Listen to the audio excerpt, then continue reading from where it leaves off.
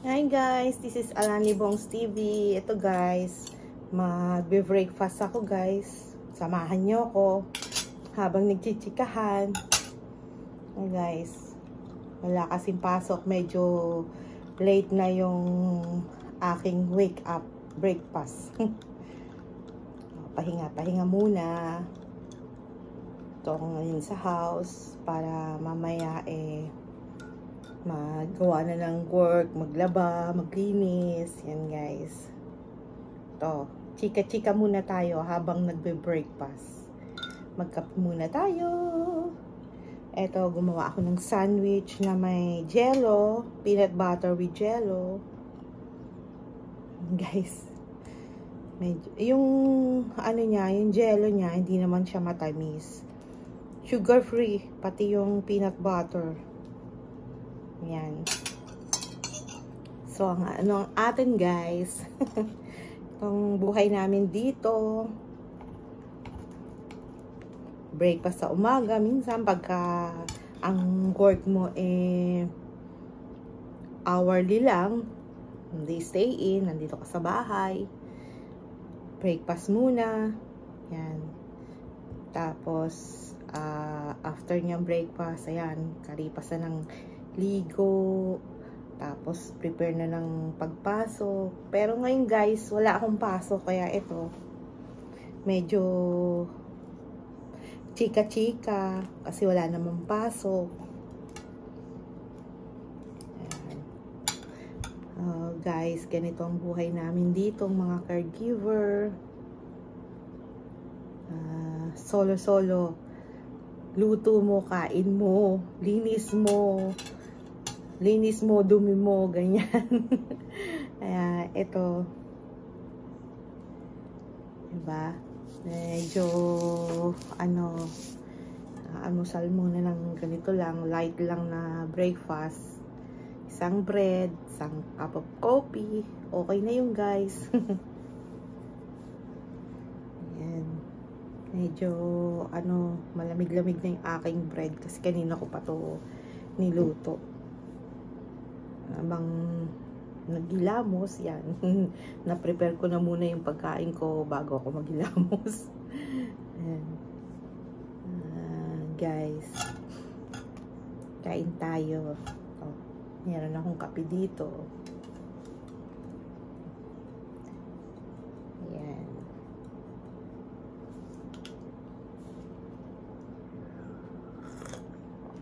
Ang sarap magkape. Sabi nga nila minsan coffee is kape is coffee is life. Kape. Coffee is life. Bihira ang taong hindi nagko-coffee. Lalo na dito, ngayong taglamig na. Ay, sabi ko sa inyo, yung alaga ko maya-maya nagtsatsaa, kape, yan, kasi malamig. Kaya, yan ang panlaban niya. Kape. Umaga, tanghali, gabi. Minsan tsaa. Yan. Pero guys, ako hindi ako mahilig magtsaa. Kape-kape lang.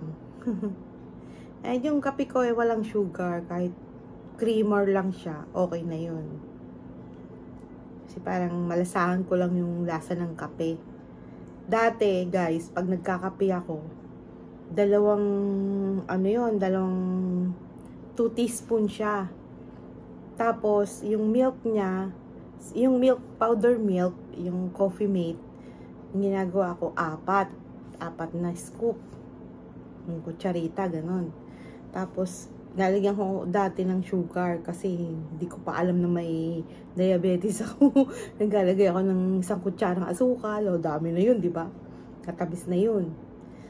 Mas matapang, parang, yung tapang ng kape, nilalabanan ng tapang ng yung coffee creamer. Ayun ang gusto ko sa kape. Yung medyo maitim na, yung gatas niya konti lang ganun. Ayan.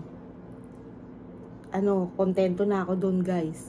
Minsan nga, wala nang tinatinapay, kape na lang Noon yun, ngayon medyo nagbawas-bawas na ako ng kape. Kasi nararamdaman ko nung lagi akong kape ng kape, sumasakit yung ulo ko. Sabi nila masama daw yung parati nagkakape. Masyadong maano yung ano niya. Kaya ayan. Ngayon lang ulit nagkape. Kasi ito, nag-start ng taglamig dito. Ayan guys. Nag-start na siyang lumamig, kaya kape na naman. Kakaalis ng lamig sa katawan.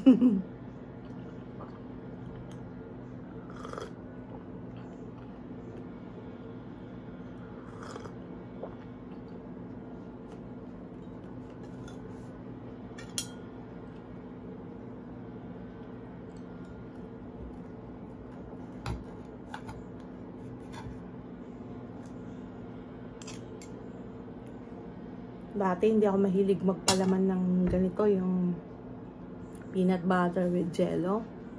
Kasi nung minsan na pumunta ako sa isang yung parang yung sa Starbucks, pumunta ako doon. Umorder ako ng bagel. Sabi ko bagel, tapos binigyan nila ako ng butter with jello. Guys, masarap pala yun, butter with jello. Tapos yung kalahati, kasi ano siya magkapatong. Yung kalahati naman, ano naman siya yun, peanut butter with jello. Tinry ko rin. Ay, ang sarap pala guys. Ignorante, no? Masarap pala talaga. Ay, ayan. Nasanay na ako ng ganito. Mas gusto ko siya sa bagel kesa sa yung sliced bread. Mas masarap siya sa bagel. Ito, kain tayo.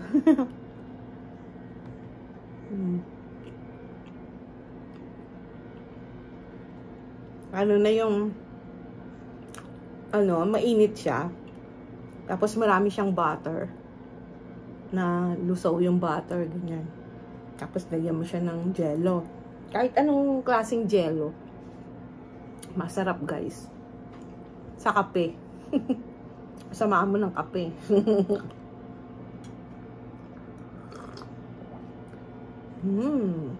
Amoy na amoy. Sarap ng kape. Alam nyo dati, di ba? Sa Pinas, pagka nagtitimpla ako ng kape, pag naamoy na ng mga bata yan, Mama, lalo na yung dalawang maliit ko, Mama, nagkakape ka na? Alam na kagad nila kasi yung amoy ng kape, lalo na pag mainit, di ba? Na andyan na yung amoy ng kape. Wow, sabi niya, andyan na sila, kakape na rin. Nakamaubusan ng kape. Alam niyo guys, maliit pa tong mug na to. Yung mug ko sa Pilipinas, double, malaki. Malaki talaga siya. Gusto ko pa yung umuusok talaga siya.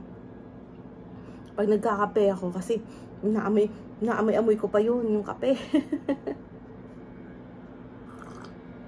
Ayan. Alam ko, natatakam na rin kayo sa kape.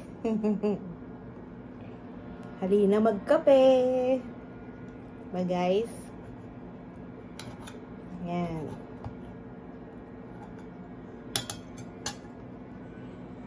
Coffee with bread.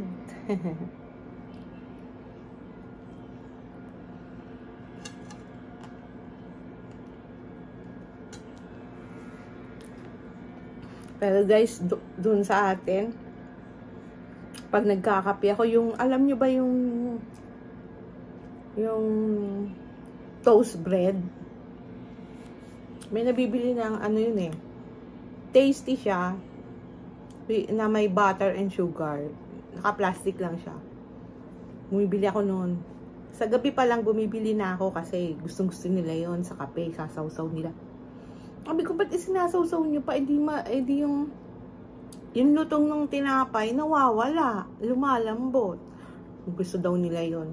Okay. Sige. Gusto niyo yan. Ang gusto nila, edi maala sila. Tig-isa sila noon, tig-isang plastic. Ang laman ng isang plastic ng toast bread na yon, 4 na slice siya, yung maliliit. Ayun. Kontento na yung mga bata sa ganun. Mga bata. Ang alam ko ngayon, mahal na ang tinapay sa atin eh. Sa Pinas. Dito rin naman ganun. Kaya lang guys, alam nyo, para tumagal yung tinapay, hindi tayo mahilig yan. Siyempre, yung iba walang rep. Pero dito guys, tumatagal yung bread, lalagay mo lang siya sa rep. Saka mo na lang iinitin siya sa toast bread yan. Initin mo na lang siya dyan. Pero tumatagal talaga siya kahit na yung iba nga maabot pa ng 5 days, 1 week, ganun. Talagay lang siya sa ref. So guys, before anything else, ito po si Alani Bongs TV. Don't forget to click subscribe and like. Guys, ang buhay ko dito ganito. Ito, almusal. Pag walang trabaho, pagka may trabaho, wala na, hindi na naiisip ang almusal, diretso pasok na yan. Basta may baon, babaunin mo na lang, ganun. Minsan, pinagsasama ko na yung breakfast and lunch eh. Kaya brunch na siya. Guys, don't forget, Alani Bongs TV. Just click subscribe and like. Thank you po sa mga nakasubscribes na at yung mga magsasubscribes pa lang. Thank you rin po. Yan.